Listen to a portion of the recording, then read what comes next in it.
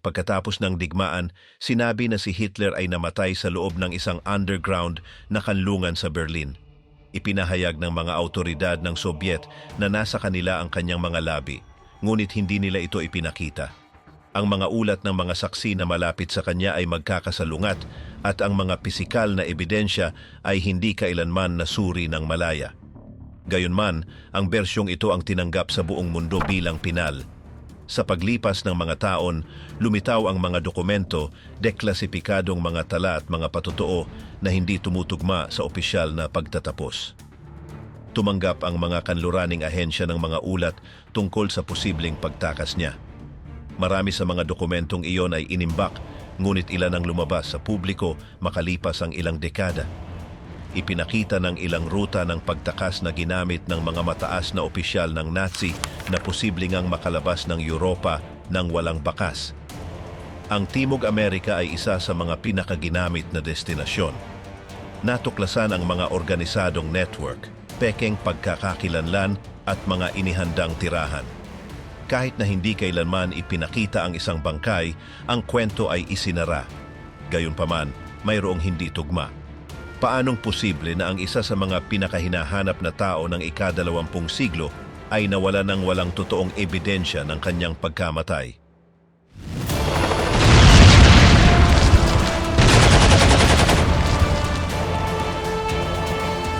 Namatay ba si Hitler sa bunker?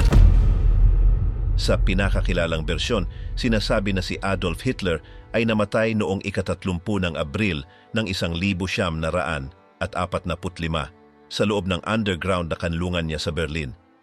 Ayon sa kwentong iyon, namatay siya kasama si Eva Braun sa mga huling sandali ng pananakop ng Sobyet. Pagkatapos, ayon sa mga taong kasama niya, ang mga katawan ay inilabas sa hardin ng gusali, binuhusan ng gasolina at sinunog. Iyon ang kwentong tinanggap ng mga pamahalaan, historiador at mga paaralan sa loob ng maraming dekada.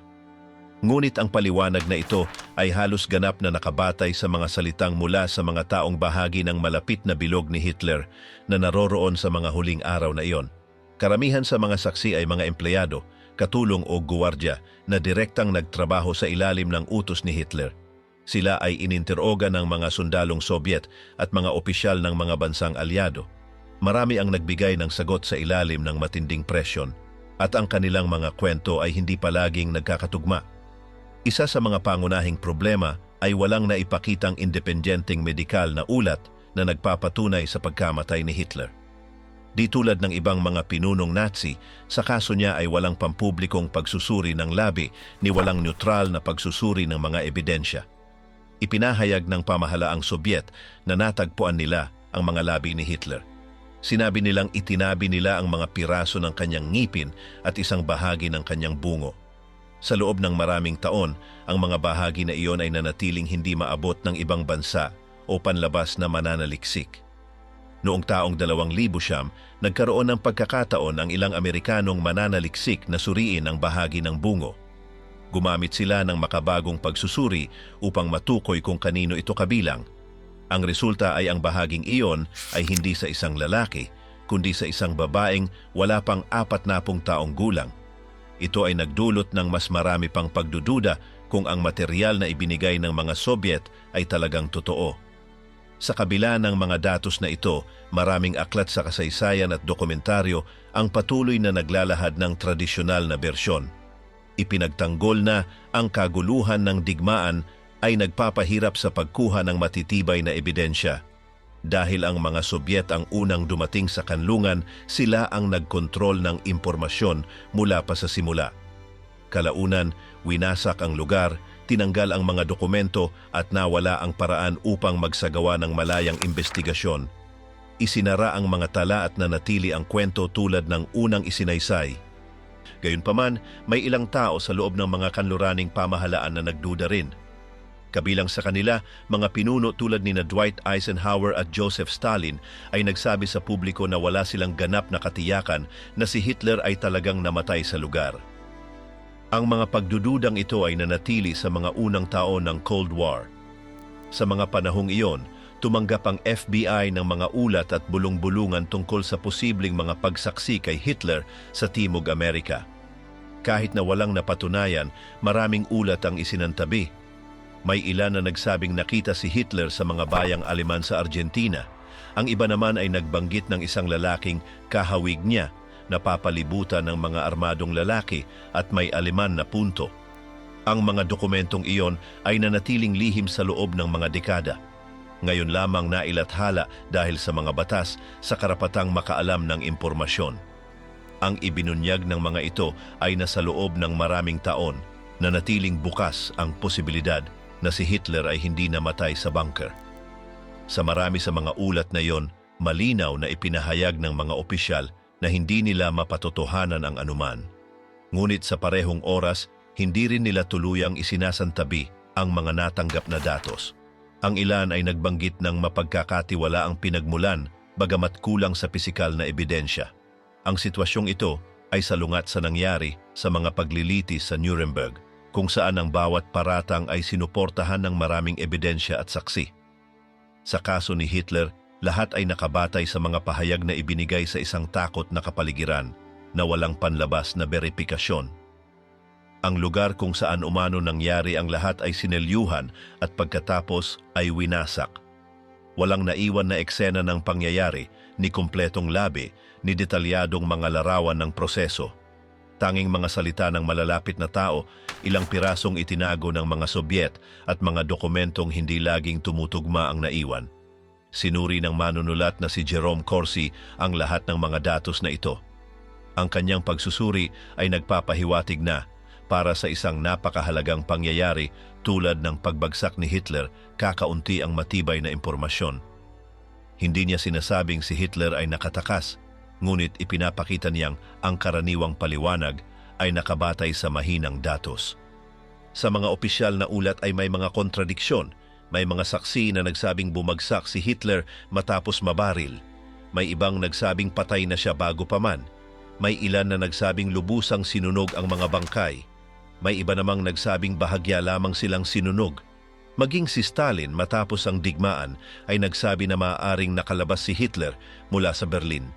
Hindi malinaw kung sinabi niya ito upang lituhin ang kanyang mga kalaban o dahil tunay niyang hindi alam. Ngunit kahit na ito ay isang estratehiya lamang, ipinapakita nito na walang ganap na katiyakan. Mabilis na isinara ang kwento ng kamatayan ni Hitler.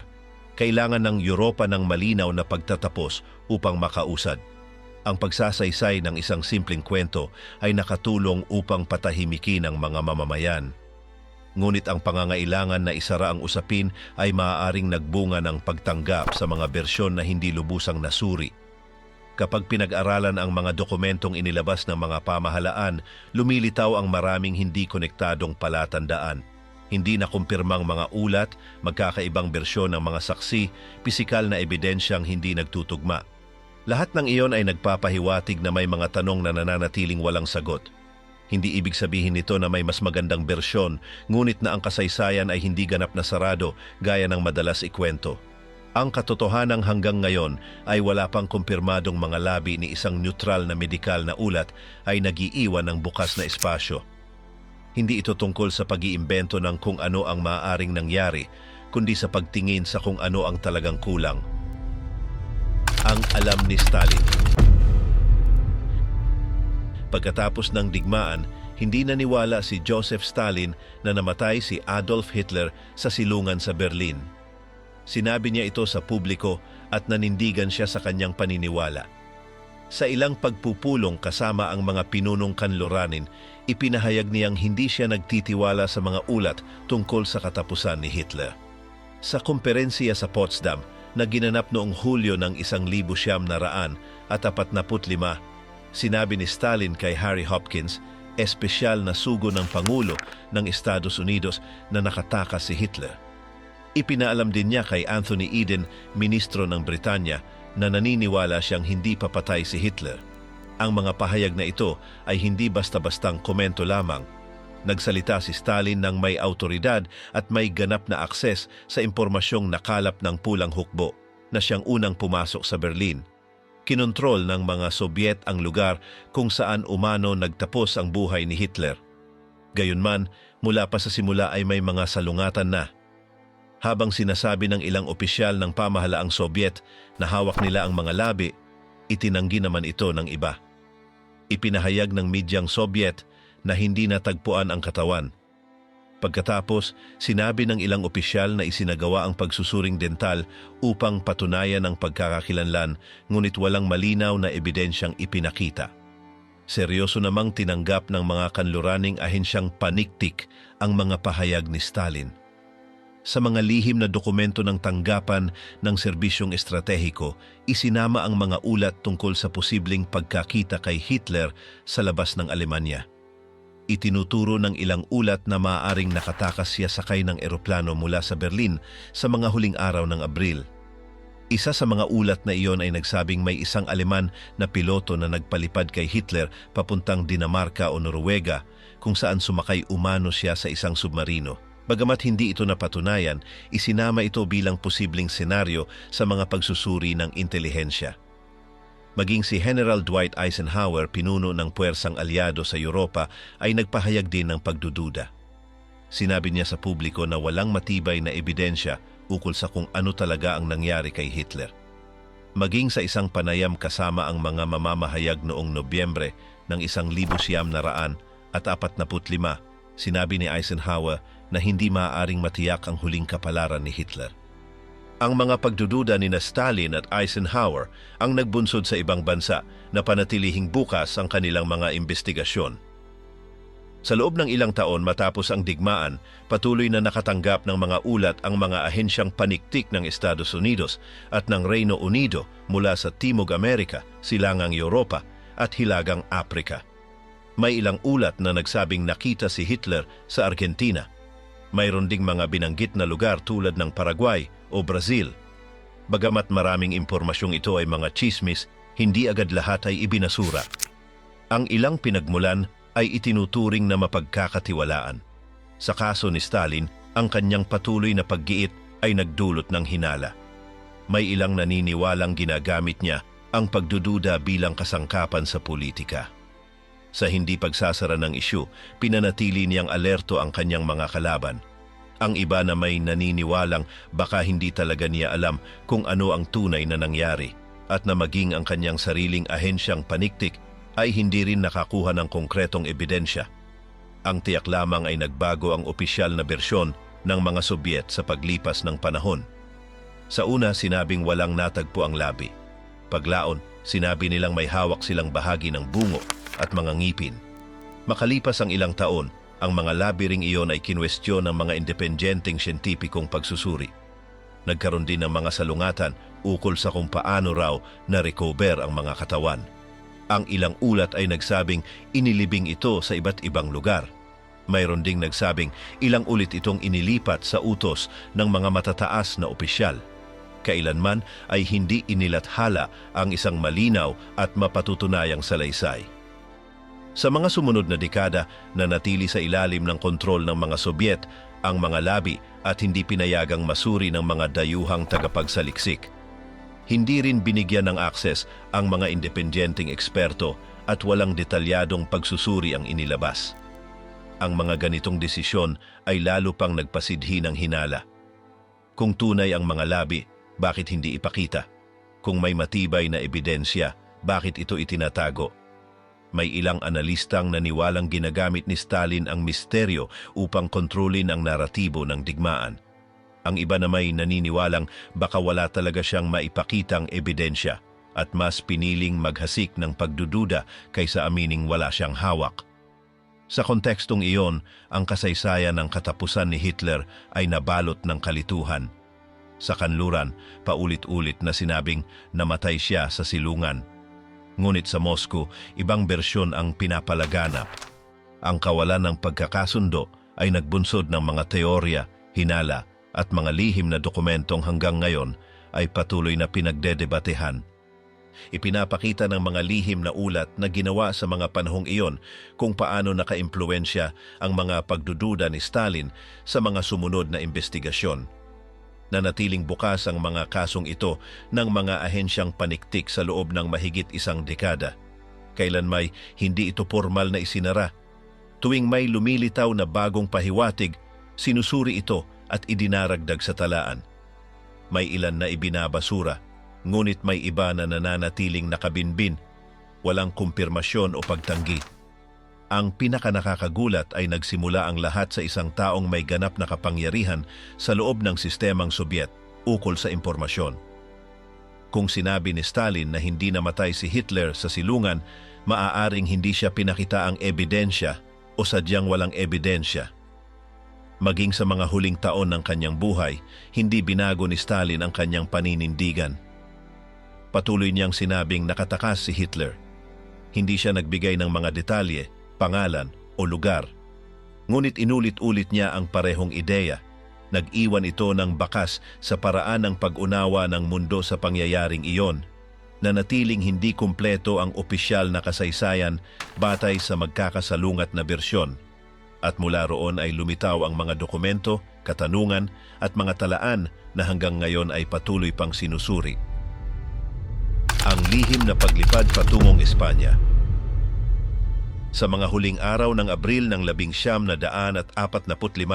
habang ang hukbong pula ay sumusulong patungong Berlin, ilang ulat mula sa intelihensya ang nagsabing posible umanong lumipad si Adolf Hitler patungong Espanya. Ang teorya ng lihim na paglipad patungong Espanya ay nakabatay sa mga kilos na naobserbahan sa mga paliparan na noon ay operational pa.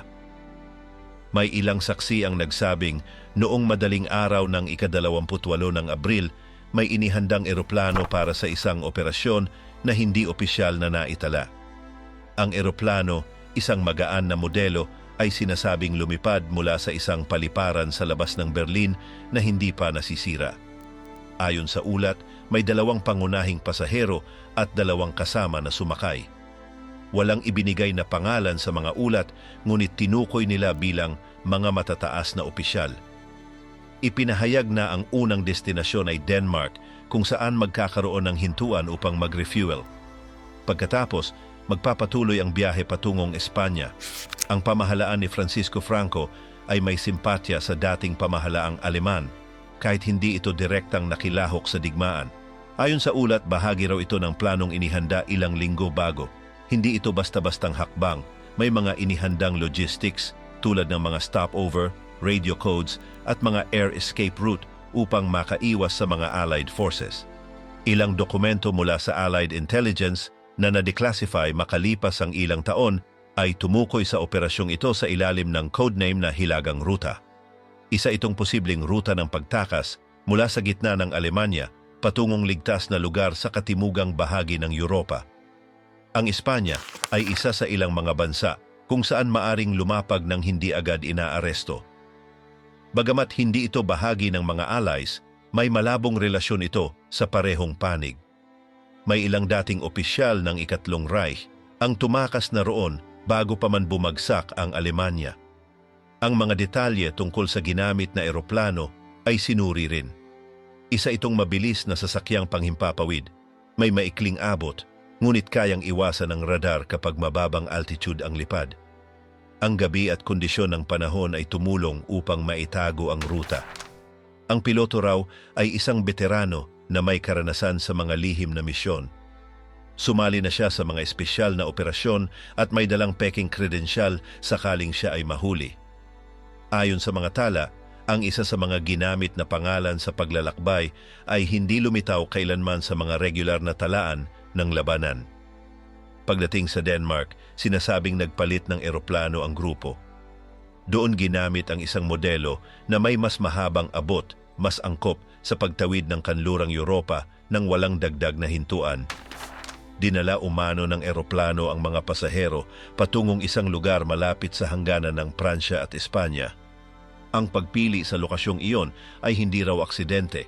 Isa itong bulubunduking rehiyon na kakaunti ang Allied patrol. Mula roon, maaring makapasok sa Espanya sa tulong ng mga lokal na kontak. Pinaniniwala ang mga kasapi ng isang Nazi support network ang tumulong sa pagtawid. Sa panahong iyon, maraming lihim na ruta ang aktibo. Ang ilan ay ginagamit sa pagtakas ng mga mas mababang opisyal, ang iba naman ay sa pagdadala ng mga dokumento at ari-arian. Ngunit may mga espesyal na channel din para sa mga mataas na leader. na may kasamang security escort at mga backup plan. Sa kaso ng lihim na paglipad patungong Espanya, may ilang ulat na nagsabing may nakitang convoy sa lugar. Mga sasakyang may pekeng plaka gamit ang military radios at mga taong nakasibilyan ngunit halatang may training sa taktika. Lahat ay tumuturo sa isang koordinado at tahimik na operasyon. Hindi kailanman inamin ng pamahalaang Espanyol ang pagdating ni Hitler. Walang opisyal na tala. Gayunpaman, sa mga pribadong tala ng mga diplomat ng Allies, may mga komentaryo tungkol sa isang mahalagang bisita na pansamantalang nanuluyan sa isang hasyenda sa hilaga ng Madrid. Walang ibinigay na pangalan ang mga ulat, ngunit nagpapahiwatig na pinayagan ng pamahalaan ni Franco ang panandaliang pananatili ng mga taong may kaugnayan sa pamahalaang Aleman. May ilang diplomat ng Britanya ang nagsabing ang mga taong iyon ay bigla na lang nawala at hindi na muling nakita. Pagkatapos makarating sa Espanya, ang susunod na hakbang ay sumakay sa isang submarine o tumawid patungong Portugal. Ang Lisbon sa panahong iyon ay puno ng mga espiya, doble kara, at mga ahente ng impormasyon. Mula roon, may mga barko at eroplano patungong Timog Amerika. Isa pang posibleng ruta ay tumawid sa kipot ng Gibraltar, sinasamantala ang kakulangan ng British Patrol sa mas liblib na baybaying dagat. May mga ulat na nagsabing may mga gabi-gabing kilos ng maliliit na bangka noong unang linggo ng Mayo. Sa kabila ng kawalan ng matibay na ebidensya, nanatiling buhay ang teorya ng paglipad patungong Espanya sa loob ng maraming taon sa mga lihim na dokumento. Hindi isinara ng mga ahensya ng intelihensya ang kaso at patuloy silang nangalap ng impormasyon tuwing may lumilitaw na bagong datos. Isa sa mga madalas banggitin na dokumento ay isang ulat mula sa 1947 kung saan isang dating opisyal ng Aleman na naaresto sa Switzerland ang nagsabing may isang kilalang tao na nakita sa Espanya noong Mayo ng 1945. Inimbestigahan ang saksi ngunit hindi napatunayan ang kanyang pahayag. Isa pang nagpatibay ng hinala ay ang biglaang paglitaw ng mga mamamayang Aleman sa mga rural na lugar sa hilagang Espanya. May ilan sa kanila ang bumili ng mga ari-arian gamit ang salaping cash at namuhay gamit ang peking identidad sa loob ng maraming dekada.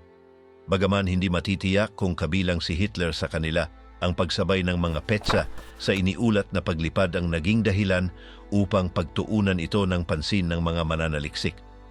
Bukod pa rito, ang pananahimik ng pamahalaang Espanyol sa mga ganitong pangyayari ay lalong nagdulot ng pag-aalinlangan.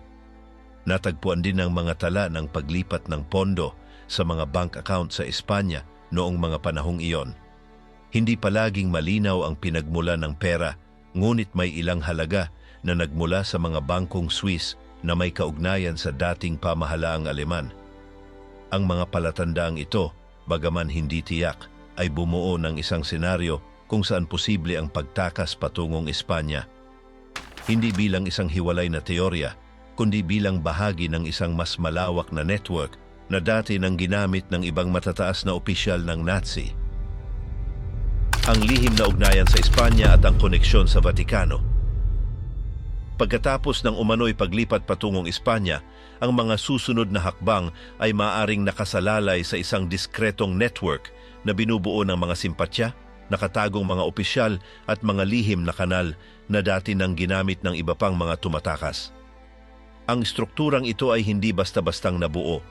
Unti-unti itong nahubog bago pa matapos ang digmaan sa pamamagitan ng mga koneksyon sa pagitan ng mga dating opisyal ng rehimen at mga kaalyado sa loob ng makapangyarihang mga institusyon.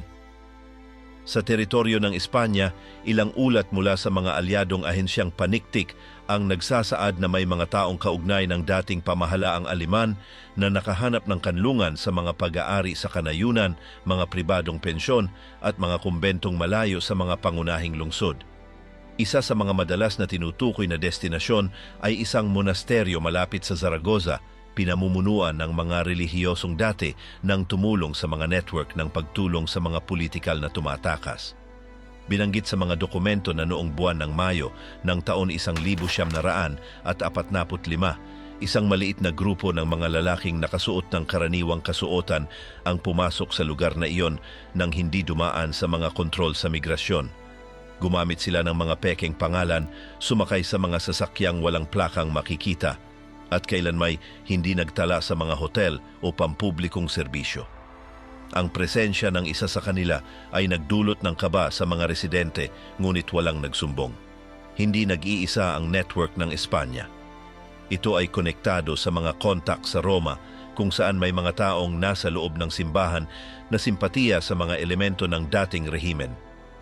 Bagaman walang opisyal na ebidensya, ilang ulat ang nagsasabi na may ilang miyembro ng klero na tumulong sa pagbibigay ng mga dokumento ng pagkakakilanlan, mga safe conduct pass at transportasyon sa pamamagitan ng mga estrukturang kilala bilang mga linya ng pagtakas. Isa sa mga kanal na madalas na binabanggit ay ang nag-uugnay sa Madrid at Roma na dumaraan sa Marsella. Mula roon, maaaring makarating ang mga tumatakas sa Batikano kung saan kung minsan ay tinatanggap sila pansamantala bago tumuloy patungong Timog Amerika. Ang mga pangalang ginamit ay gawa-gawa, mga pasaporte ay peke, at ang mga ruta ay nagbabago linggo-linggo. Pinaniniwala ang ginamit din ng mga dating matataas na opisyal ng militar at mga siyentipiko ang network na ito. Sa maraming kaso, ang huling destinasyon ay Argentina, Paraguay o Brazil. Ngunit bago iyon, karaniwan munang manatili ng ilang araw o linggo sa Roma kung saan inaayos ang mga susunod na hakbang. Isang dokumentong may petsang Hunyo ng taon 1945 ang nagsasaad na isang lalaking Aleman na sinamahan ng 2 Italyano ay nakita na pumapasok sa Batikano sa pamamagitan ng likurang pasukan. Walang tala ng kanyang pagkakakilanlan, ngunit ang kanyang pisikal na anyo at maingat na kilos ay tumutugma sa iba pang mga testimonya na nakalap pagkatapos.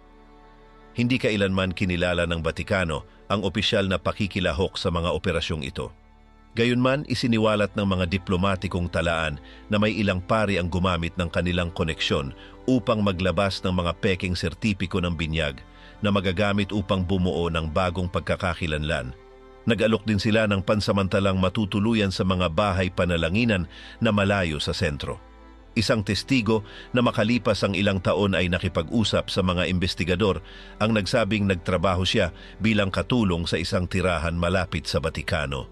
Sinabi niyang noong tag-init ng taon 1945,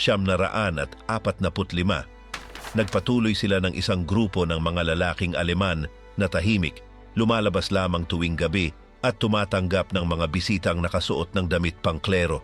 Ipinakita rin sa mga tala ng bangko ang mga kahinahinalang galaw. Malalaking halaga ng salapi ang pumasok sa mga account na konektado sa mga relihiyosong pundasyon sa Roma, eksakto sa mga buwang sumunod sa pagbagsak ng Berlin. Bahagi ng mga pondong ito ang ginamit upang bumili ng mga tiket pangdagat, damit na pambisita at mga pag-aari sa kanayunan sa labas ng Europa. Isa sa mga rutang pandagat ay nagsisimula sa Genoa. Ang mga barko ay hindi direktang pumunta sa Timog Amerika, kundi huminto muna sa mga daungan sa Hilagang Aprika o Portugal. Ang estratehiyang ito ay nagpapahirap sa pagsubaybay sa mga pasahero at nagpapadali sa pagpapalit ng sasakyang dagat nang hindi naiiwan ng bakas. Bukod dito, may naitalang paglipat ng mga mahahalagang bagay mula Switzerland patungong Roma. Ginto, alahas, mga dokumento at likhang sining ay inililipat gamit ang mga diplomatiko na maleta o ipinapasa sa pamamagitan ng mga koneksyon sa mga bangko ng Batikano. Ang logistikang pinansyal na ito ay mahalaga upang matustusan ng mga tumatakas habang sila'y nasa biyahe. Nagsimulang mapansin ng mga aliadong ahensyang paniktik ang isang pattern. Sa bawat kumpirmadong pagdating ng isang tumatakas sa Timog Amerika, lumilitaw ang mga ugnayang may kaugnayan sa Roma o Madrid. Ipinapahiwatig nito na ang network sa Espanya at ang koneksyon sa Batikano ay hindi mga tsismis, kundi aktibong bahagi ng isang operasyong mekanismo. Sa ilang kaso, kasama rin sa koordinasyon ang mga konsulado sa ibang bansa. Ang mga dokumentong pagkakakilanlan ay inilalabas gamit ang mga katang-isip na pangalan, ngunit may tunay na selyo. Ang mga papeles na ito ay nagpapadali sa pagsakay sa mga barkong pangkalakal na hindi mahigpit sa inspeksyon. Isang taong madalas banggitin sa mga ulat ay isang paring may lahing Kroata, kilala sa pag-aasikaso ng mga safe conduct pass para sa mga dating opisyal na Nazi. Bagaman siya'y naimbestigahan makalipas ang ilang taon, hindi siya kailanman nilitis at namatay nang hindi ibinunyag ang mga detalye ng kanyang network. Ang nagpapalalim sa komplikasyon ng kasaysayang ito ay ang dami ng mga taong sangkot. Hindi ito isang solong organisasyon, kundi isang hanay ng mga personal na koneksyon, palitang pabor at tahimik na katapatan. Ang bawat hakbang ay nakasalalay sa pagtutulungan ng iba't ibang antas ng proteksyon. Ang teorya na may isang napakahalagang tao ang nakagamit sa network na ito ay hindi nakabase sa isang ebidensya lamang, kundi sa paulit-ulit na pattern. Magkakatulad na testimonya, magkakatugmang ruta, galaw ng pera at mga tahimik na kilos. Lahat ay nagpapahiwatig na kung may nagnanais tumakas, may sapat na paraan upang magawa ito. Ang network sa Espanya at ang koneksyon sa Vatikano ay gumana bilang isang tanikala. Bawat gawing ay nagpapadali sa susunod. At bagaman hindi kailanman nakumpirma na ang pangunahing tauhan ay naroroon, ang daan ay bukas, ginamit na ng iba, at magagamit sa panahong kinakailangan. Ang lihim na ruta patungong Argentina. Pagkatapos dumaan sa Espanya at Italia, yaong mga nagtagumpay na manatiling nakatago ay nakakahanap ng isang aktibong network na patungo sa Timog Amerika. Ang kadena ng pagtakas na ito ay kilala ng mga alyadong lihim na serbisyo bilang ang linya ng mga daga. Ginamit ito ng ilang dating pinuno ng rehimen na nakaiwas sa pagkakaaresto matapos ang digmaan. Isa sa mga pangunahing punto ng pag-alis ay ang daungan ng Genova sa baybayin ng Italia. Mula roon ilang barkong pangkalakal ang naglalayag patungong Latin America na may mga pasaherong hindi nakatala sa opisyal na listahan.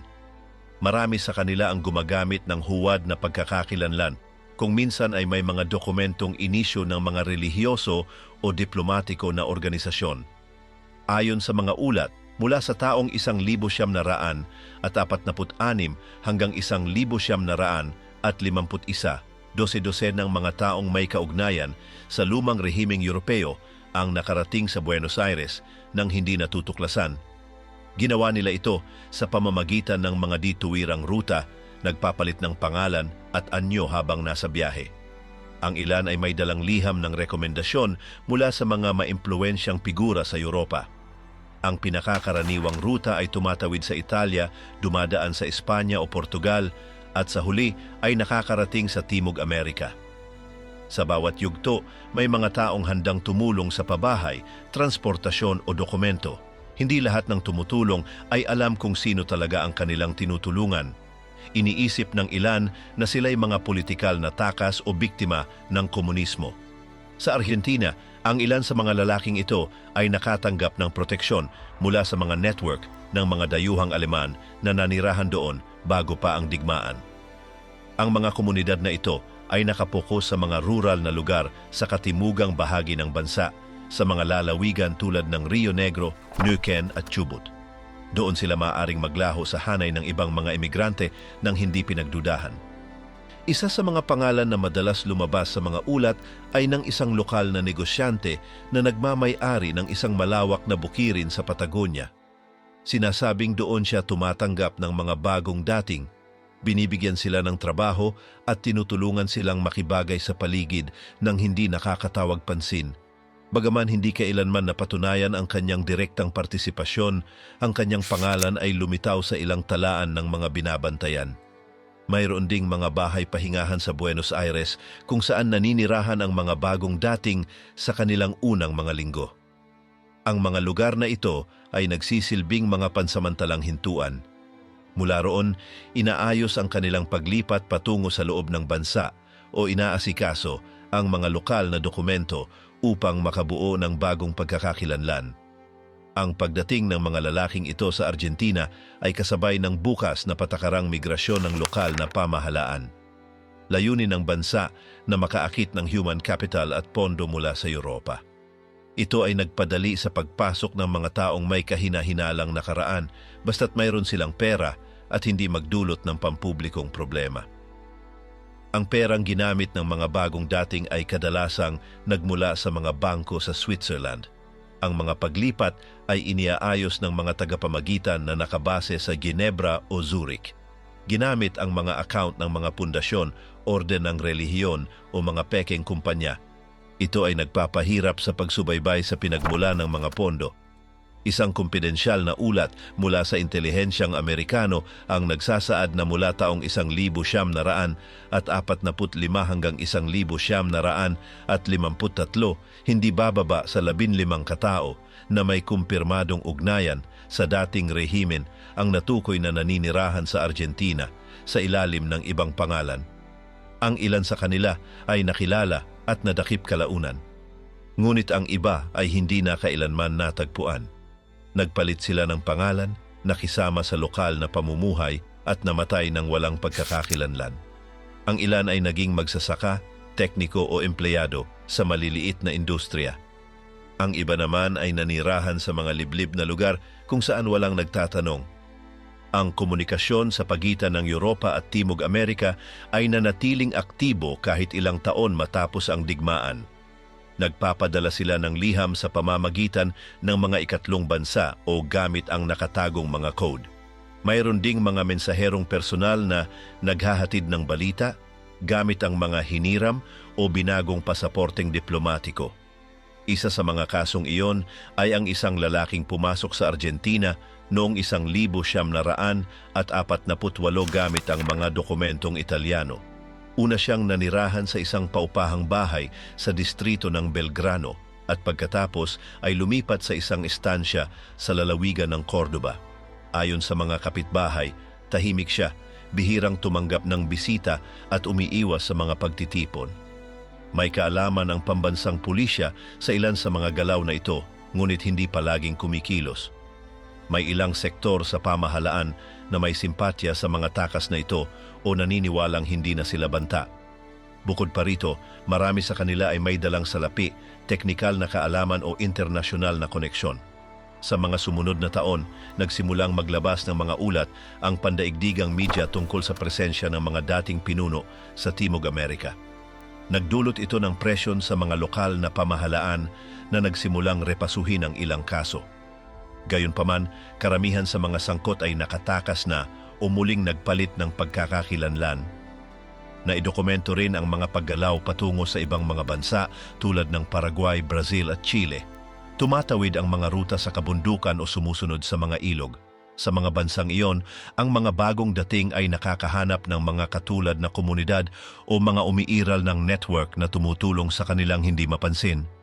May ilang ulat na nagsasabing sinubukan ng mga ahensyang paniktik ng kanluranin na pasukin ang mga network na ito. Sa ilang kaso, nakakuha sila ng mga pangalan at lokasyon. Sa iba naman, natuklasan ang mga ahente o nawalan sila ng bakas. Isa itong larong puno ng tiyaga kung saan bawat panig ay maingat sa bawat detalye. Sa ilang panayam na isinagawa makalipas ang ilang dekada, ang mga taong nagtrabaho sa mga daungan o estasyon ng tren ay nagbahagi ng mga kwento tungkol sa mga lalaking Aleman na dumating na may kaunting gamit ngunit may dalang salapi. Sinasabi nilang hindi kailanman nagsasalita ang mga ito tungkol sa nakaraan, magaling magbayad at hindi na muling nakikita. Ang network ay gumana ng mahusay at tahimik.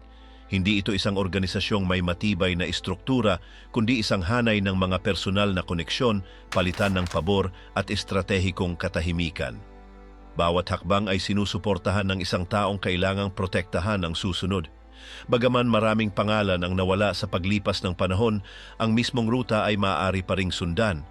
Ang mga punto ng simula, mga tagapamagitan at mga huling destinasyon ay magkatugma sa ilang kaso. Iyon ay nagpapahintulot na mabuo muli ang pangkalahatang padron kahit hindi makumpirma ang bawat individual na pangalan. Ang posibilidad na isang mas mahalagang tao ang gumamit ng rutang ito ay hindi pa napatutunayan, ngunit naroroon ang mga mekanismong kinakailangan para gawin ito. Mayroon silang mga paraan, proteksyon at sapat na oras upang maglaho. At kapag nakalabas na sa Europa, ang paghahanap sa isang tao sa malalayong sulok ng Timog Amerika ay halos imposibleng gawin. Mga ulat ng FBI.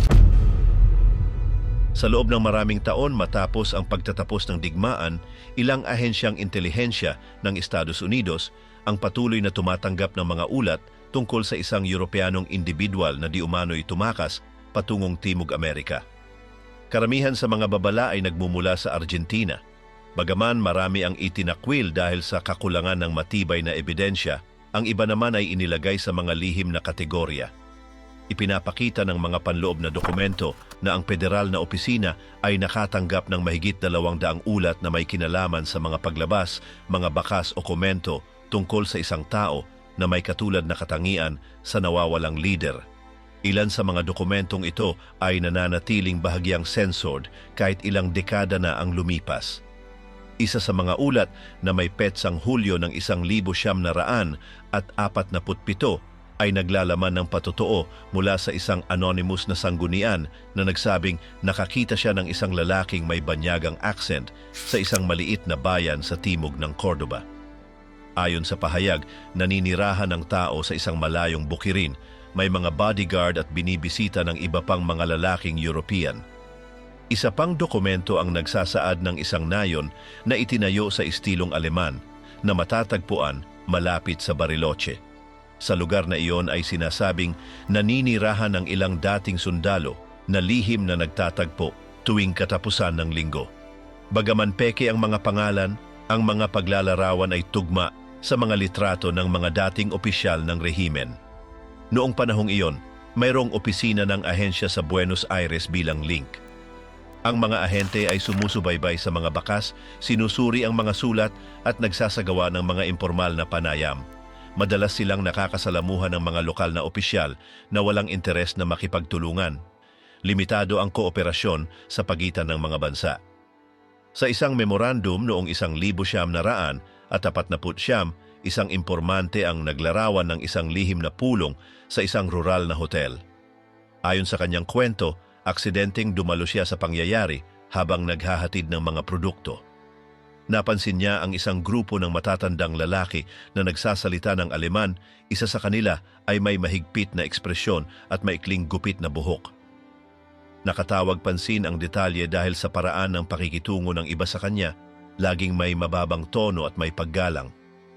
Nakalap din ang mga patotoo mula sa mga empleyado ng bangko na nagproseso ng malalaking transfer ng pera mula sa mga Swiss na account patungo sa mga institusyon sa Buenos Aires at Mendoza. Hindi nila alam kung sino ang nasa likod, ngunit ang mga pondo ay inililipat sa pamamagitan ng mga ikatlong tao na hindi na muling nakita. Sa mga talaan ay may telegrama mula sa 1,900 at 52 ipinadala mula sa Embahada ng Estados Unidos sa Montevideo na nagbabanggit ng mga tsismis tungkol sa pagkakaroon ng isang espesyal na kanlungan sa hilagang bahagi ng Argentina malapit sa hangganan ng Paraguay. Ang lugar ay inaayos para sa isang mahalagang tao, may armadong bantay at mahigpit na limitadong akses. Isang ahente ang nagsulat sa isang ulat na ang pinakakapansin-pansin ay hindi ang dami ng mga tsismis, kundi ang pagpapatuloy ng mga ito. Parang pinapatunayan ng bawat sanggunian ang magkatulad na mga detalye. Isang banyagang lalaki, may edad na, palaging may bantay at hindi kailanman lumalabas sa publiko. Sinubukan ng FBI na beripikahin ang ilang mga bakas gamit ang mga lumang litrato at pagtutugma ng mga datos ng migrasyon. Ngunit sa maraming kaso, ang mga tala ay binago, nawala o hindi talaga umiiral. Ang mga pangalang ginamit sa mga pasaporte ay karaniwan, walang mga fingerprint o kriminal na record. Isang hiwalay na investigasyon ang nagsabi na sa mga rural na lugar sa Timog Argentina ay may mga pamayanan na itinatag ng mga Europeanong imigrante bago ang digmaan. Ang mga bayan na ito ay may mga paaralan, simbahan at mga negosyo na gumagamit ng wikang Aleman. Doon, ang sinumang bagong dating na marunong magsalita ng wikang iyon ay hindi napapansin. Sa isa sa mga bayan na iyon, isang impormante ang nagsabi na nagtrabaho siya bilang hardinero para sa isang pamilyang Aleman na nakatira sa isang malaking bahay na nakatago sa mga puno. Sinabi niya na ang may-ari ay may matinis na accent, hindi nagpapakita sa mga hindi kilala at nagbabasa ng mga aklat sa isang wikang hindi niya maintindihan. Palagi siyang nakasuot ng madilim na damit at iniiwasan ang pagkuha ng larawan. Isa pang dokumento mula taong 1951 ay naglalarawan ng isang pribadong lipad na dumapo sa isang pansamantalang landing sa malapit sa New Ken. Sa loob ay 4 na lalaki, lahat ay may pasaporteng selyado sa Italia, walang sinuring bagahe. Isa sa mga pasahero ay dinala sa isang saradong sasakyan patungo sa isang address na wala sa mga lokal na mapa. Sinuri rin ng ahensya ang mga intercepted na liham na gumagamit ng code tungkol sa mga pulong sa bukirin o tungkol sa pagdating ng pinuno. Hindi nabanggit ang mga pangalan sa mga teksto, ngunit ang mga terminolohiya ay tugma sa mga militaring komunikasyon na ginamit noon sa digmaan. Sa isa pang operasyon, isang lokal na kontak ang nagbigay sa mga ahente ng isang lumang larawan. Makikita rito ang ilang mga lalaki na nakapwesto sa harap ng isang bahay na bato na papalibutan ng mga halaman. Isa sa kanila na may seryosong mukha at maikling bigote ay tinukoy bilang posibleng target. Hindi tinukoy sa tala kung napatunayan ba ang larawan. Napagpasyahan ng mga analyst ng FBI na bagaman walang tiyak na ebidensya, ang dami ng mga pagkakatulad ay hindi lamang pagkakataon. Ang dami ng paulit-ulit na detalye, mga lugar na nabanggit, mga petsa at mga pangalan ay tugma sa isang padron na nararapat pagtuunan ng pansin. Sa loob ng hindi bababa sa 8 taon, nanatiling aktibo ang kaso. Sinusuri ng mga ahente ang mga ulat sa pahayagan, iniinteroga ang mga imigrante at pinag-aaralan ang mga transaksyong pinansyal. Natukoy ang mga ugnayan sa iba pang mga bansa sa rehiyon tulad ng Brazil, Chile at Uruguay. Isa sa mga ruta na iniimbestigahan ay tumatawid mula Bolivia papuntang Hilagang Argentina. Ginagamit ang mga daang lupa, may mga gabay na kinontrata ng mga German-speaking na komunidad. Ginagamit ang mga sasakyang walang plaka at iniiwasan ang mga checkpoint. Nakalap ng ahensya ang mga pangalan ng mga negosyante, magsasaka at opisyal na di umano'y tumulong sa pagpapaayos ng pabahay o proteksyon sa mga Europeanong personalidad noong mga panahong iyon. Ilan sa kanila ay itinanggi ang lahat, ang iba ay nagsabing hindi nila maalala. Walang inaresto dahil sa mga tulong na ito. Isang investigador ang sumulat sa kanyang ulat na ang kahirapan ay hindi sa kakulangan ng datos, kundi sa katotohanang lahat ay nagtuturo sa isang posibleng pangyayari na hindi naman mapatunayan. Para itong pagbuo ng puzzle na malabo ang mga piraso. Ang bawat patotoo ay tila kumpirmasyon ng isang bahagi, ngunit palaging kulang ang huling koneksyon. Sa mga huling dokumento ng kaso, makikita ang unti-unting pagbaba ng interes ng FBI. Nagbago ang mga prioridad, lumitaw ang mga bagong suliranin at marami sa mga pangunahing tauhan ay tumanda o pumanaw na. Gayunpaman, hindi opisyal na isinara ang talaan. Ito ay nanatiling markado bilang hindi tapos. Ang koneksyon kay Juan Perón. Pagkatapos ng pagtatapos ng tunggalian, naging isa ang Argentina sa mga pinakabinabanggit na destinasyon kapag pinag-uusapan ang pagtakas ng ilang dating opisyal ng Aleman. Ang katauhan ni Juan Perón na naging pangulo noong taong 1946 ay paulit-ulit na lumilitaw sa mga dokumentong paniktik bilang mahalagang susi upang maunawaan kung bakit napakaraming individual na may kaugnayan sa dating rehimen ang nakapagtatag ng tirahan doon. Bago pa man siya nakarating sa kapangyarihan, ipinakita na ni Perón ang interes sa pag-angkat ng mga teknikal at siyentipikong kaalaman mula Europa. Sa kanyang panahon bilang atas militar sa Italia, nanatili siyang may ugnayan sa mga kinatawan ng pamahalaang Aleman. Ang mga paunang koneksyong iyon ay mas pinatibay sa mga sumunod na taon. Nang siya ay maging pangulo, isinulong ni Perón ang isang patakarang pinagsasama ang pambansang ekonomiya at diplomasya na may sariling pananaw. Sa ganitong balangkas, hinikayat niya ang pagdating ng mga tekniko, doktor at mga espesyalista mula Europa. Opisyal, ito ay upang makinabang sa talento ng mga dayuhan. Hindi opisyal, marami sa mga bagong dating ay may nakaraan sa militar ng Aleman. Sa mga inideklasipikang tala, lumilitaw ang mga ulat na nagpapakita na ang mga opisyal ng Argentina ay tumulong sa pagbibigay ng mga dokumento, tirahan at trabaho sa mga individual na kilala ang tunay na pagkakakilanlan ngunit hindi formal na inirehistro. May mga kasong binanggit kung saan ang mga bagong dating ay sinalubong ng mga pribadong komisyon at agad na inilipat sa mga rural na lugar. Ang kontrol sa imigrasyon ng Argentina noong mga panahong iyon ay pinamamahalaan gamit ang maluluwag na pamantayan. Pinapayagan ang pagpasok gamit ang mga pasaporteng inisyu ng ibang bansa, kung minsan ay may binagong datos. Ang layunin ay maiwasan ang pagbibigay alam sa mga konsulado ng mga kakamping bansa. Ang ilan sa mga dokumentong ito ay naipagkaloob sa tulong ng mga institusyong panrelihiyon o ng mga grupong tagapamagitan na nakabase sa Europa. Isa sa mga pangalang madalas lumitaw sa mga dokumento ay si Rodolfo Freude. Ang opisyal na ito ng Argentina na malapit kay Peron ay itinuro ng mga banyagang ahensya bilang pangunahing koneksyon sa pagitan ng pamahalaan at ng mga Europeanong network ng pagtakas. Si Freude umano ang siyang nagkoordina ng mga hakbang para sa pagdating ng ilang kilalang individual. Natuklasan din ang ebidensya ng mga pandaigdigang pondo na idineposito sa mga bangko sa Switzerland na kalaunan ay inilipat sa mga account sa Buenos Aires o Montevideo. Bahagi ng perang iyon umano ay ginamit upang bumili ng mga ari-arian, pondohan ang mga huwad na kumpanya o tustusan ang unang gastusin ng mga bagong dating. Sa panahon ng pamahalaan ni Peron, ilang kolonya ng mga magsasaka ang naitatag na pawang mga Europeo ang pinagmulan. Sa mga pamayanang iyon, nagsasalita sila ng banyagang wika, ipinagdiriwang ang mga tradisyonal na pista at pinananatili ang isang tahimik na pamumuhay. Bihira ang mga bisitang tagalabas at iniiwasan ng mga lokal na autoridad ang panghihimasok.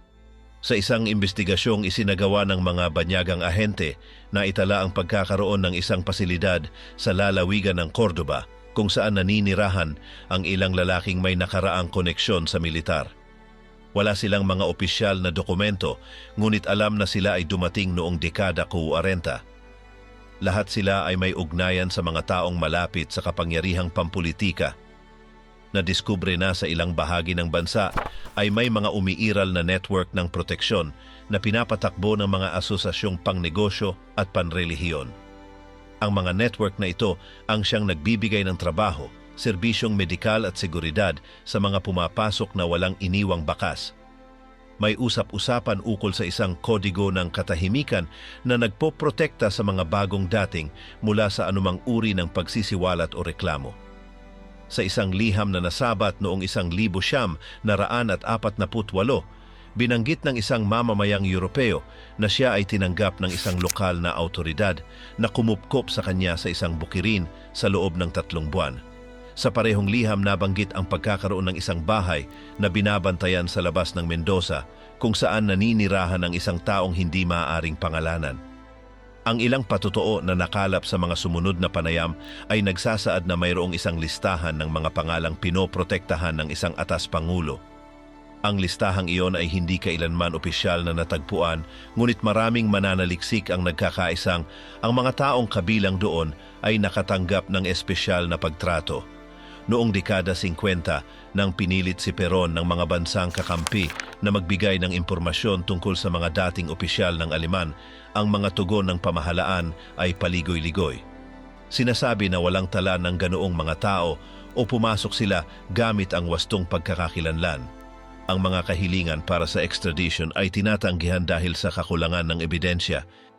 Nagkakaisa ang mga ulat ng paniktik na nagkaroon ng mga pribadong pagpupulong sa tirahan ng Pangulo sa pagitan ni Peron at ng ilang Europeanong sugo. Sa ilan sa mga ito, tinalakay umano ang paglipat ng mga teknikal na yaman, gayon din ang proteksyon ng mga individual na itinuturing na estratehiko dahil sa kanilang kaalaman o impluensya.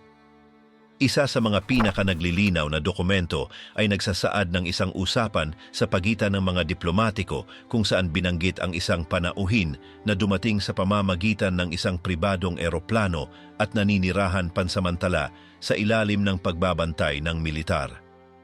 Hindi binanggit ang pangalan, ngunit tumugma ang paglalarawan sa impormasyong hawak ng ibang mga ahensya. Sa panahon ng kanyang pagkatapon, matapos mapatalsik noong 1955, Patuloy na itinanggi ni Peron ang anumang direktang sangkot sa pagdating ng mga dating opisyal ng Aleman. Gayunpaman, inamin ng ilan sa kanyang malalapit na katuwang na pinadali ng pamahalaan ang mga kondisyon para sa kanilang paninirahan, bagamat hindi binanggit ang mga partikular na pangalan. Sa isang kumpidensyal na panayam, isang dating opisyal ng kagawaran ng ugnayang panlabas ang nagsabing mayroong isang mahinahong operasyon upang tiyakin ang ligtas na pagdating ng mga piling tao mula Europa na may hintuan sa mga pantalan sa Italia at pagdaan sa Brazil o Uruguay.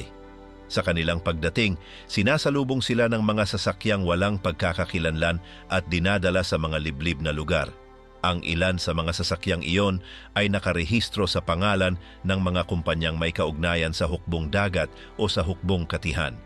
Ang mga tsuper ay hindi sibilyan at ang mga ruta ay pinlano upang maiwasan ang mahigpit na pagbabantay. Ang mga tinutuluyang bahay ay inihanda na at may maingat na pagbabantay. Sa isa sa mga classified na tala, binanggit ang pagkakaroon ng isang bukirin sa Entre Rios na binabantayan ng mga armadong lalaki at may limitadong akses. Sa ari-ariang iyon, sinasabing naninirahan ang isang panauhing dayuhan na walang ugnayan sa komunidad. Walang natagpo ang litrato o opisyal na tala. Sa kabila ng maraming ulat, walang investigasyon ang nakapagtatag ng tiyak kung ilan ang individual na dumating sa ilalim ng network na iyon o kung sino-sino ang mga pangunahing nakinabang. Ngunit malinaw ang mga pattern, pampulitikang proteksyon, lohistikal na suporta at institusyonal na katahimikan.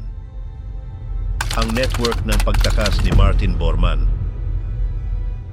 Habang bumabagsak ang estruktura ng rehimen sa mga huling buwan ng tunggalian, isa sa mga pangalang madalas banggitin ng mga ahensyang paniktik ay si Martin Bormann. Hindi lamang dahil sa kanyang posisyon bilang isang taong malapit sa sentro ng kapangyarihan, kundi dahil na rin sa kanyang posibleng papel sa pagkoordina ng mga plano ng pagtakas para sa iba pang matataas na opisyal. Ayon sa mga dokumentong nakalap ng iba't ibang ahensya, pagkatapos ng digmaan, hindi basta nawala si Bormann nang walang bakas, kundi nagpatuloy sa pagkilos sa likod ng mga eksena. Gamit ang mga kontak at yamang naipon sa loob ng maraming taon, ilang ulat ang tumuturo sa kanyang presensya sa mga hangganang lugar ng Europa bago siya mailipat sa pamamagitan ng mga lihim na ruta. Isa sa mga pangunahing punto ng pag-alis ay ang rehiyon ng Alps, kung saan may mga daang bundok na ginagamit ng mga smugglers. Doon inorganisa ang maliliit na grupo na may suportang logistiko at hindi rehistradong mga sasakyan. Sinasabing bahagi si Bormann ng isa sa mga galaw na ito, kasamang mga individual na kinilalang mga operatiba ng paniktik. Ipinapakita sa mga ulat na bago ang paglilipat, nagtamo si Bormann ng malalaking halaga sa banyagang salapi, alahas at mga likhang sining. Inilipat ang mga yamang ito ng mga tagapamagitan sa mga account sa Suwisa, Liechtenstein at iba pang bansa. Ang mga pondong ito ang ginamit upang suportahan ang mga ruta ng pagtakas at tustusan ang mga gastusin ng mga nakalabas. Isa sa mga pinakaprominenteng dokumento ng paniktik ang naglalarawan ng isang estruktura na may kasamang ligtas na mga lugar sa Austria, Italia at Espanya. Sa bawat lugar, may mga taong nakatalaga upang ikoordina ang mga galaw, magbigay ng pansamantalang tirahan at maghanda ng mga dokumentong pantawid. Sa Milan, may natagpo ang ebidensya ng isang grupong nagpoproseso ng pekeng dokumento gamit ang mga papel ng diplomatikong uri. Kabilang dito ang mga pasaporte, pagkakakilanlan at sertipikong medikal. Marami sa mga dokumentong ito ay ginawa sa tulong ng mga kasapi ng relihiyosong kongregasyon at mga manggagawa sa daungan. Natukoy din ang mga bank account na tumanggap ng pondo mula sa Timog Amerika. Ang agos ng pera ay sumabay sa mga petsang nawala sa talaan ang ilang mga individual sa Europa. Isinasagawa ang mga transfer sa ngalan ng mga kumpanyang pantabing na nakarehistro sa Panama, Uruguay at Paraguay. Ayon sa mga tala ng isang investigasyong isinagawa sa Suwisa, ilang bakal na kaban na may hindi natukoy na laman ang inilipat mula Zurich papuntang Genoa. Mula ron, isinakay ang mga ito sa mga barkong dumaan sa Lisboa at Rio de Janeiro. Walang naitalang inspeksyon sa mga rutang iyon at ang mga kargamento ay tinaguriang materyal na pang-industriya. Sa Roma, isang kontak na konektado sa isang orden ng relihiyon ang sinasabing nag-alok ng silungan kay Bormann sa isang ari-ariang dati ng ginagamit bilang bahay pahingahan. May mga ulat tungkol sa isang tahimik na presensya, walang bisita at hindi nagpapakita sa publiko. Mula sa lokasyong iyon, pinangangasiwaan umano ang koneksyon sa mga kontak sa Argentina. Binanggit sa mga dokumento ang partisipasyon ng isang diplomatikong Europeo na nagsilbing tagapag-ugnay sa pagitan ng Roma at Buenos Aires. Ang kanyang tungkulin ay tiyakin na hindi makikialam ang mga lokal na autoridad sa paglapag o paglalakbay sa lupa ng mga dumarating na may binagong pagkakakilanlan. May isang hasyenda sa labas ng San Carlos de Bariloche na inihanda umano ng maaga para tumanggap ng isang mahalagang panauhin. Ilang taon matapos nito, may mga testimonya tungkol sa mga galaw sa gabi, pribadong seguridad at mga estrukturang may kakaibang antas ng seguridad para sa lugar. Isang tsuper na nagtatrabaho sa rehiyon ang nagkwento na nakapaghatid siya ng isang lalaking may banyagang punto, maputlang balat at may benda sa kamay. Sa gabi isinagawa ang biyahe at ang destinasyon ay isang liblib na kubo na walang palatandaan. Hindi siya pinayagang makipag-usap sa pasahero o lumapit sa pasukan. Hindi sinasabi sa mga ulat na si Bormann ang lalaking iyon, ngunit tinutukoy nilang tumutugma ang mga galaw sa iba pang ebidensya mula sa iba't ibang pinanggalingan. Sa parehong panahon, natukoy ang pagbili ng lupa sa ngalan ng isang kumpanyang bagong tatag na pinangasiwaan ng mga lokal na abogadong walang naunang tala. Lumaganap ang mga bulong-bulungan tungkol sa presensya ni Bormann sa mga lugar gaya ng Villa La Angostura at San Martin de los Andes. May ilang residente ang nagsabi na may isang tahimik na dayuhang tumatanggap ng mga bisitang nakasuot ng Amerikana at lumalabas lamang na may kasamang armadong bantay. Walang naiulat na insidente at umiiwas ang mga autoridad na makialam. Isang dating kawani ng tanggapan ng imigrasyon ang umamin na may ilang pangalang kailanman ay hindi lumitaw sa mga opisyal na tala, ngunit alam ng lahat kung sino sila. Isa raw itong hindi nasusulat na kasunduan na huwag magtanong. Ang mga utos, aniya, ay nagmula sa itaas. Sa isang memorandum noong dekada 50, sinabi ng isang investigador sa Argentina na ang bakas ni Bormann ay parang linyang sinadyang burahin.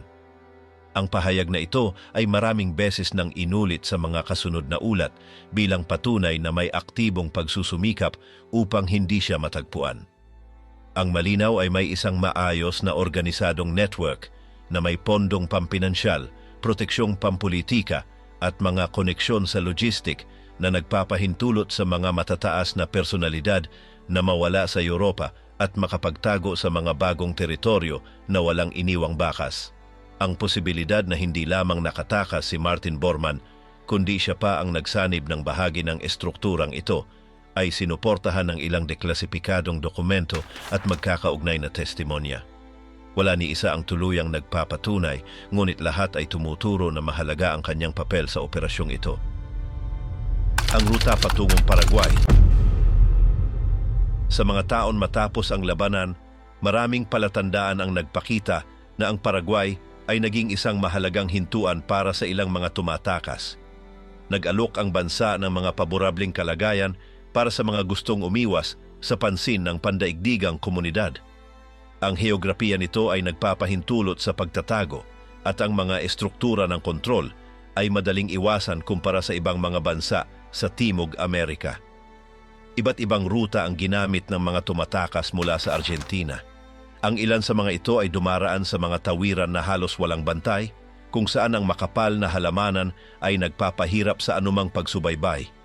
Mas pinipili naman ng iba ang paggamit ng maliliit na bangka sa kahabaan ng Ilog Parana at bumababa sa mga rural na lugar na walang presensya ng mga opisyal.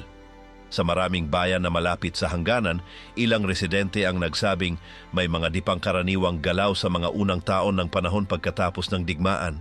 May mga sasakyang may banyagang plaka na dumarating sa mga daang lupa, nagbababa ng mga bagahe at biglang nawawala ng walang bakas. Minsan ay may kasamang mga armadong tao na hindi nagsasalita ng Espanyol. Isa sa mga lugar na madalas banggitin ay ang Encarnacion.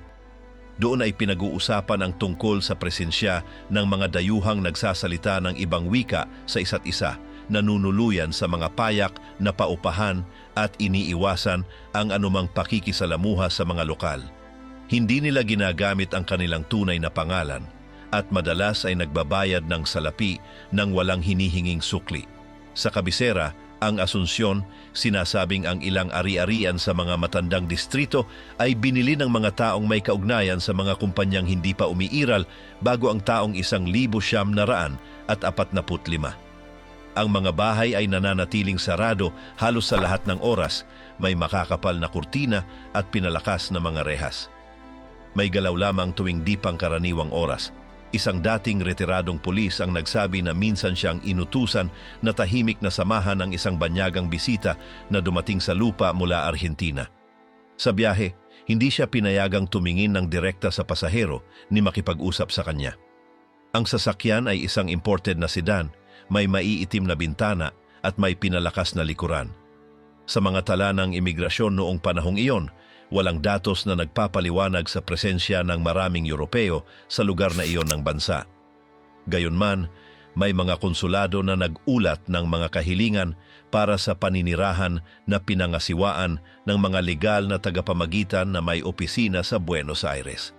Sa ilang pagkakataon, halatang binago ang mga dokumento ngunit tinatanggap pa rin. Sa ilang partikular na distrito, may mga tindahan ng pagkain na may pangalang Aleman at mga kapihan kung saan eksklusibong ginagamit ang wikang iyon. Hindi lokal ang mga empleyado at ang mga produktong ibinibenta ay hindi karaniwan sa Paraguay. Sinasabi na ang mga tindahang ito ay nagsisilbing tagpuan para sa mga ayaw makita sa mga pampublikong lugar. Isang lokal na pamilya ang nagkwento na sa loob ng ilang buwan, paupahan nila ang isang bahagi ng kanilang bahay sa isang matandang lalaking nagsabing retiradong propesor siya. Hindi siya madaldal, ngunit palagi siyang sumusulat at tumatanggap ng maiikling pagbisita mula sa mga taong dumarating sa sasakyang may plaka mula sa ibang bansa. Palagi silang umaalis bago lumubog ang araw. Sa ibang bahagi ng kabisera, isang modista ang nagsabing inupahan siya upang ayusin ang mga kasuotang may Europenong hiwa gawa sa mga telang hindi pa niya nakita noon. Hindi nagpapakita ang kliyente, ngunit nagpapadala ng isang binatilyo upang kunin ang mga iniutos. Sabi ng modista, may banyagang punto ang binata at humiling ng lubos na pag-iingat. Ipinakita rin sa mga talaan ng pagmamay-ari ng lupa ang ilang kakaibang pattern.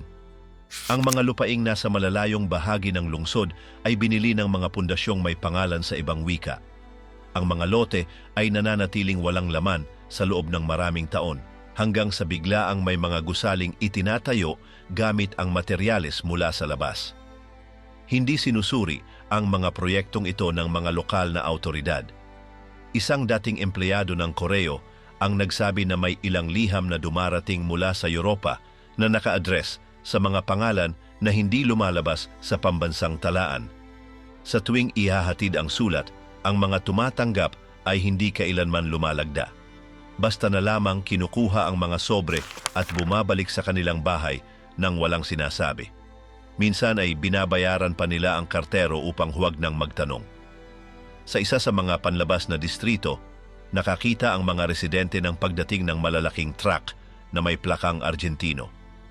Nagbababa ang mga ito ng mga kahong selyado na agad dinadala sa loob ng isang bahay na walang makikitang bintana. Ang mga manggagawa ay nagsasalita ng ibang wika at nakasuot ng mga unipormeng walang anumang palatandaan.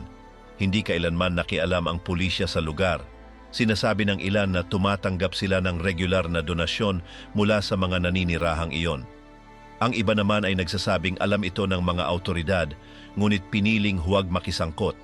Lalong lumaganap ang mga usap-usapan nang makita ang isa sa mga residente na may kasamang armadong mga tanod at gumagamit ng mga dokumentong hindi tumutugma sa kanyang pangalan. Sa ilang mga bayan sa loob ng bansa, nabuo ang maliliit na kolonyang Europeo kung saan iniiwasan ang anumang pakikipag-ugnayan sa katutubong populasyon. Hindi nila ipinapadala ang kanilang mga anak sa mga pampublikong paaralan. Hindi sila nakikilahok sa mga pambansang pagdiriwang at binibili ang lahat ng kanilang pangangailangan sa pamamagitan ng mga tagapamagitan. Nagpatayo sila ng mga kapilya, klinika at mga tindahan sa loob mismo ng mga nasabing lugar. Isang lokal na doktor ang nagsabing naimbitahan siyang sumuri ng isang matandang pasyente sa isang malayong hasyenda. Pagdating niya, sinalubong siya ng isang binatang naghatid sa kanya sa isang madilim na silid.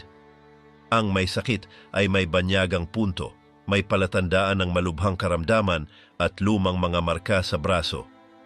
Hindi siya pinayagang magtanong ni gumawa ng anumang tala sa kaso. Isa sa mga bagay na labis na kapansin-pansin ay ang madalas na paglitaw ng mga dokumentong pirmado ng mga taong may pangalang Europeo ngunit hindi kailanman nakikita sa publiko. Sinasabing sila ang tunay na may-ari ng ilang mga negosyo ngunit palaging kumikilos sa pamamagitan ng mga kinatawan. Kailanman ay hindi sila dumadalo sa mga pagpupulong ni nagbibigay ng opisyal na pahayag. Sa mga talaang pang-ekonomiya, may ilang bank account na nakatanggap ng deposito sa banyagang salapi na hindi matukoy ang pinagmulan mula sa loob ng bansa. Ang ilan sa mga padalang ito ay galing sa mga bangko sa Suiza, Lisboa o Madrid at ginagamit upang bumili ng mga lupa, sasakyan at kagamitan sa komunikasyon. Isang tekniko sa radiofrekwensya ang nagsabing inupahan siya upang mag-install ng isang pribadong antena sa isang liblib na bahay. Ang mga kagamitan ay para sa gamit militar, ngunit walang opisyal na unit sa lugar. Nang siya'y magtanong ukol sa layunin, sinagot lamang siya na ito ay para sa panloob na paggamit at binayaran siya ng salapi sa mismong araw na iyon. Ang koneksyon sa pagitan ng mga aktibidad na ito at ng suportang network na nagsimula sa Argentina ay tila malinaw. Hindi lamang dahil sa iisang rutang ginagamit, kundi pati na rin sa mga taong kumikilos sa magkabilang panig ng hangganan. Maingat ang kilos, iniiwasang makalikha ng anumang labis na pansin. Walang malalaking anomalya sa mga opisyal na tala. Ang istruktura ay sadyang dinisenyo upang walang matirang bakas. Ngunit ang mga testimonya, ang pinagsamang datos at ang mga pattern ng asal ay malinaw na nagpapakita na may malaking bagay na gumalaw sa Paraguay na tila walang gustong magsalita tungkol dito. Sobrang dami ng pagkakatulad para hindi mapansin. Mula sa mga hindi gaanong nababantayang rutang dinaanan hanggang sa mga kahina-hinalang dokumento at mga ari-ariang hindi nakarehistro. Lahat ng ito ay nagpapahiwatig na ang Paraguay ay hindi lamang naging pansamantalang hintuan. Para sa marami, ito'y naging pangalawang kanlungan, isang lugar kung saan mas madaling mapanatili ang katahimikan. Ang koneksyong Chileno. May ilang ulat na nagpapahiwatig na ang Chile ay nagsilbiring kanlungan para sa mga individual na nais maglaho. Bagaman ang Argentina at Paraguay ang karaniwang mga unang destinasyon, ang pagtawid papuntang Chile ay nag-aalok ng dagdag na distansya at proteksyon. Ang bulubunduking hanay ay nagsisilbing likas na hangganan at sabay na hadlang na mahirap kontrolin. Iba-iba ang mga rutang ginamit ng mga tumatakas. Ang ilan ay dumaraan sa matataas na tawiran sa Andes sa tulong ng mga lokal na gabay na may alam sa mga tagong landas. Ang iba naman ay gumagamit ng mga daang lupa sa pagitan ng maliliit na bayan kung saan halos wala ang presensya ng estado. Ang mga pagtawid ay hindi opisyal na nirehistro at ang mga biyahero ay naglalaho na walang bakas. Isa sa mga lugar na madalas banggitin ay ang Katimugang Rehiyon malapit sa Osorno at Puerto Varas. Sa mga lugar na ito, may mga pamayanang may malakas na impluensyang Europeo mula pa noong simula ng ika-20 siglo. May mga paaralan, simbahan at tindahang halos purong Aleman ang sinasalita at doon makapaghahalo ang mga bagong dating nang hindi masyadong napapansin. Naalala ng mga lokal na saksi ang pagdating ng matatandang lalaki na sinamahan ng mas batang mga bantay. Palaging maingat ang kilos nila. Hindi sila nakikipag-usap sa di kakilala. Hindi dumadalo sa pampublikong pagtitipon at tanging sa pribadong sasakyan lamang bumibiyahe. Nanunuluyan sila sa mga bahay na malayo sa sentro ng bayan o sa mga asyenda na mahirap marating. Isinalaysay ng isang babae na nagtrabaho bilang kusinera sa isa sa mga ari-arian na hindi tunay na pangalan ang ginagamit ng mga amo. Tinatawag sila gamit ang pangkalahatang mga titulo gaya ng ang hepe o ang doktor. Hindi pinapayagan ang pagpasok sa ilang silid at ang pagkain ay dapat iwan sa isang bandeha sa harap ng pinto. Sa ibang rehiyon gaya ng Valdivia o Pucon, binanggit ang mga ari-ariang itinayo sa gitna ng masusukal na kagubatan. Mula sa himpapawid ay hindi makikita ang bubong at mula sa lupa ay walang nakamarkang mga daan. May ilang residente sa mga karatig lugar ang nagsabing nakarinig sila ng ingay ng makina sa gabi, ngunit hindi nila maipaliwanag kung saan ito nanggagaling. Isinalaysay ng isang magsasaka na nakita niya ang isang grupo ng mga dayuhan na nakasakay sa kabayo papunta sa isang abandonadong asyenda. May dala silang malalaking bag, mga kagamitan at mga radyo. Hindi sila nakipag-usap kanino man at naglaho pagsikat ng araw. Nang bumalik siya sa lugar makalipas ang ilang linggo, ang bahay ay naayos na at napapalibutan ng bakod na alambre na may tinik. Sa rehiyong Bulubundukin, pinag-uusapan ang tungkol sa isang maliit na pribadong paliparan na itinayo ng walang opisyal na pahintulot. Gamit lamang ito sa gabi at wala itong nakatakdang mga biyahe. Ayon sa mga kapitbahay, ang mga eroplano ay luma, madilim ang kulay at hindi tumatagal ng mahigit isang oras. Hindi nakikialam ang lokal na pulisya. Isang retiradong dating militar ang nagsabing inupahan siya bilang gwardya sa isang lupang sakahan kung saan mahigpit ang limitasyon sa pagpasok. Mayroong mga kamera, mga sensor ng galaw at mga armadong tauhan.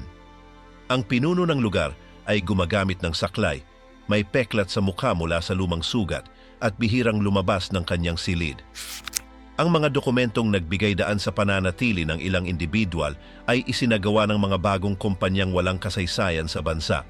Sa ilang kaso, ang mga ginamit na pangalan ay kapareho ng mga peking pagkakakilanlan na naitala na sa mga kalapit bansa. Gayunpaman, hindi sila tinatanggihan ng mga autoridad. Isiniwalat ng isang manggagawa sa civil registry na ilang kahilingan para sa pagkamamamayan ay naiproseso ng hindi dumaraan sa karaniwang mga rekisito. Sinasabing ipinanganak sila sa Europa ngunit walang inilahad na tunay na sertipiko. Sa kabila nito, binigyan sila ng mga balidong dokumento na may mga pangalang inangkop sa lokal na wika. Sa mas liblib na mga bayan gaya ng Futalifu o Coyhaique, may mga pasilidad na itinayo na hindi kasama sa mga mapa. Makakapal ang mga pader, maliliit ang mga bintana at may sarili silang sistemang pangkomunikasyon. Ang mga kawani roon ay pumipirma ng kasunduan sa pagiging lihim at hindi pwedeng banggitin kung saan nakatira ang kanilang mga amo. Isinalaysay ng isang nurse mula sa isang pribadong klinika na isang banyagang pasyente ang dumating isang gabi na may mataas na lagnat at hirap sa paghinga. Inalagaan siya nang hindi inirehistro sa sistema. May dala siyang pasaporteng diplomatiko na walang sino man ang nakapagpatunay. Kinabukasan, naglaho siya ng walang iniwang bakas. Sa mga industrial na sektor ng Santiago, may mga kumpanyang nilikha at pinamumunuan ng mga taong hindi nagpapakita sa publiko. Palaging mga Chileno ang mga tagapamahala, ngunit ang mga tunay na may-ari ay wala sa mga lokal na talaan. Sinasabi na ang mga totoong pinuno ay naninirahan sa kabundukan malayo sa sentro. Ang mga bangko sa katimugang bahagi ng bansa ay nag-ulat ng galaw ng pera sa mga account na binuksan ng mga taong may banyagang pangalan. Ang mga pondo ay nagmula sa mga deposito na ginawa gamit ang salaping papel sa mga sangay malapit sa hangganan. Walang sinuman ang nagsisiyasat kung saan galing o saan patungo ang pera. Sa ilang simbahan ng mga Lutheran, nagsimulang lumitaw ang mga bagong mananampalatayang hindi nagsasalita ng Kastila at iniiwasan ang anumang pakikipag-ugnayan sa labas ng templo.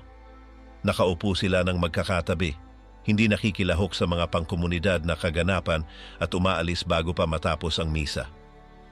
Hindi kailanman ipinaliwanag ng pari kung sino sila. Isinalaysay ng isang driver na inupahan siya upang maghatid ng mga kasangkapan sa isang liblib na kubo sa rehiyon ng Aysén. Pagdating niya, sinalubong siya ng isang kabataang hindi nakakaintindi ng kanyang wika.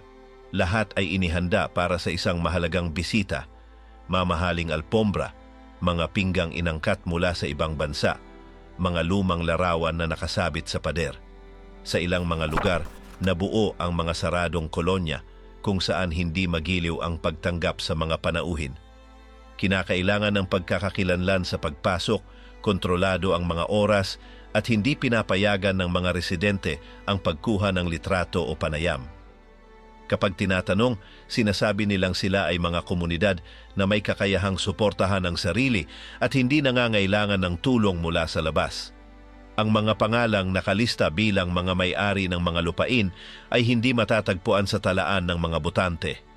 Ang mga address para sa koreo ay mga saradong kahon lamang at ang mga bayarin para sa mga serbisyo ay ipinapadala sa mga opisina sa ibang rehiyon.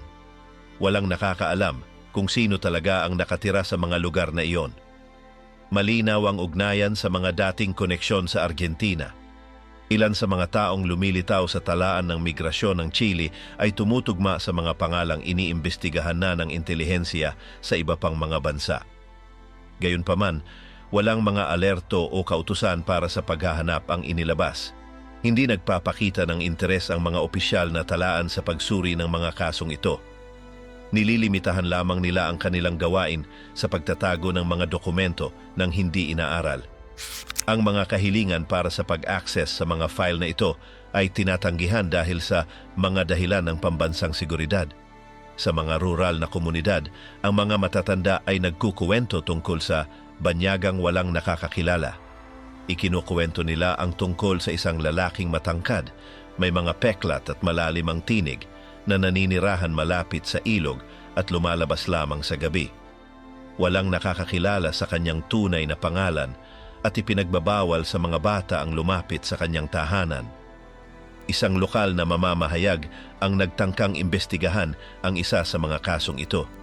Nakatanggap siya ng mga hindi kilalang tawag na nagbababala na itigil na niya ang kanyang ginagawang pagsasaliksik.